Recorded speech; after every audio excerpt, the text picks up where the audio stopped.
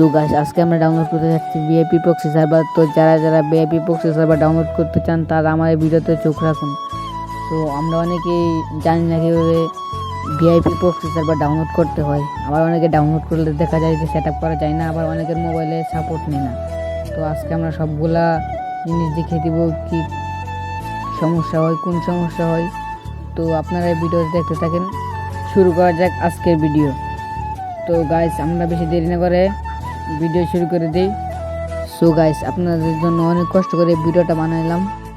তো আপনারা সবাই আমার চ্যানেলটা সাবস্ক্রাইব করে ভিডিওতে লাইক দিয়ে বেল আইকনটা অন করে রাখেন, এতে এরকম ভিডিও আসলে আপনার কাছে নোটিফিকেশনটা আগে যায়। তো শুরু করা যাক আজকের ভিডিও।